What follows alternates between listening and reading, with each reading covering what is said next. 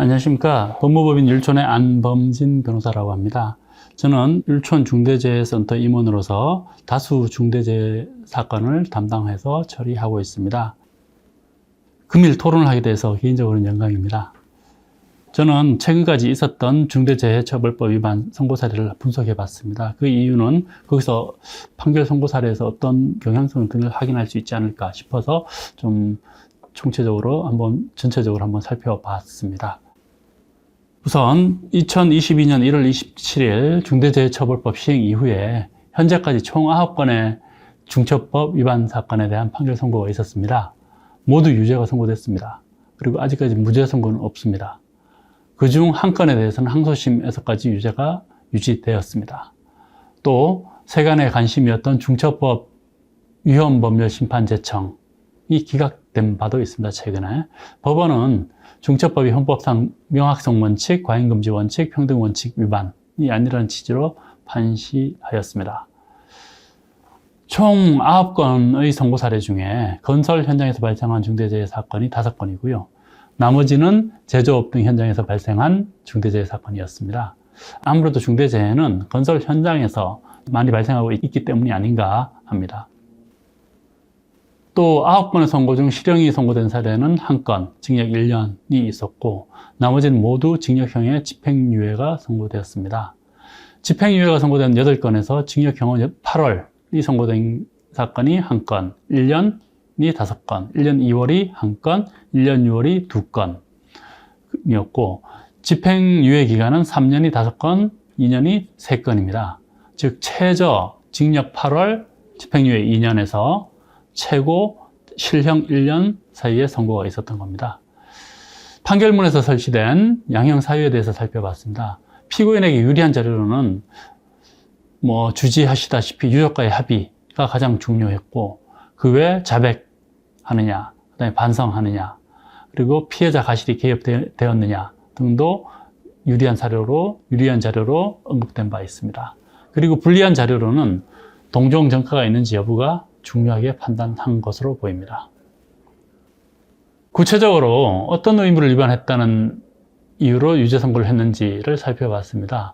중처법 시행령 제4조 1호 안전보건에 관한 목표와 경영 방침 설정 의무 위반, 제3호 유해 위험 요인을 확인하여 계산하는 의무 위반, 제4호 안전 및 보건 예산 편성 의무 위반, 제5호 안전보건 관리 책임자 등에 대한 평가 기준 마련 의무 위반, 제7호 종사자 의견 청취 의무 위반, 제8호 중대산업재해 발생 시 조치 매뉴얼 마련 의무 위반, 제9호 수급인 안전보건 능력 평가 기준 마련 의무 위반 등이 있습니다. 사실 여기서 저희가 중처법 시행 이후에 시행 전부터 가장 이게 중요하게 될 거라고 생각했던 게 제3호 유해 위험 요인을 확인하여 계산하는 의무 위반에 대해서 이게 가장 중요한 의무 위반 유형이 될 거라고 저희가 생각을 했었고 실제로도 그러합니다.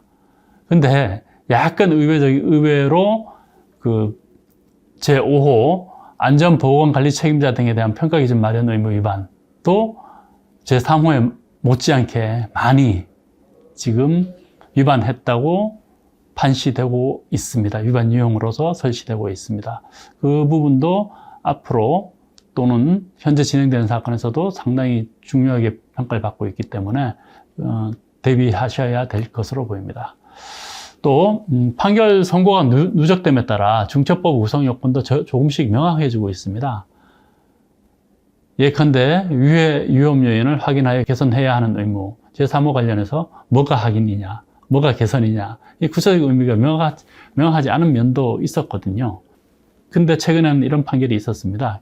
즉 유해 위험 요인을 확인하는 절차란 누구나 자유롭게 사업장의 위험 요인을 발굴하고 신고할 수 있는 창구를 포함해서 경영 책임자 등이 유해 요인을 파악하는 체계적인 과정을 의미한다.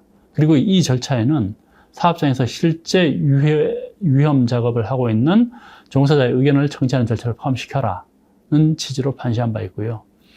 또 유해 위험 요인을 계산하는 절차란 확인된 유해 위험 요인을 체계적으로 분류하고 관리하고 유해 위험 요인별로 제거, 대체, 통제하는 방안을 의미한다고 판시하였습니다.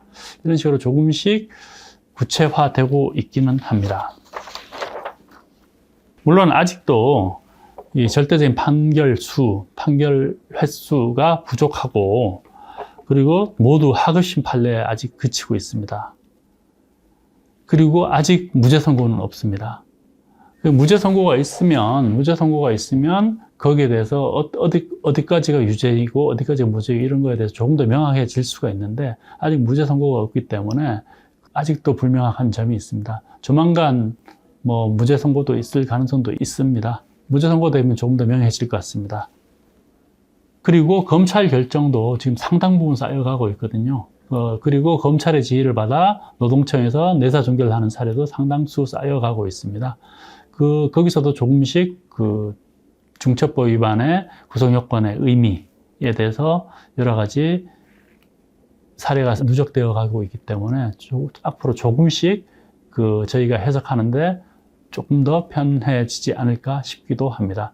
물론 아직도 불명확한 점이 너무 많아서 상당히 저희도 대응하는 데 있어서 애로가 있는 건 사실입니다만, 이런 판결례, 그리고 검찰 사건 처리 결정례, 노동청 사건 처리례 등을 종합해서 잘 대응해 보도록 하겠습니다.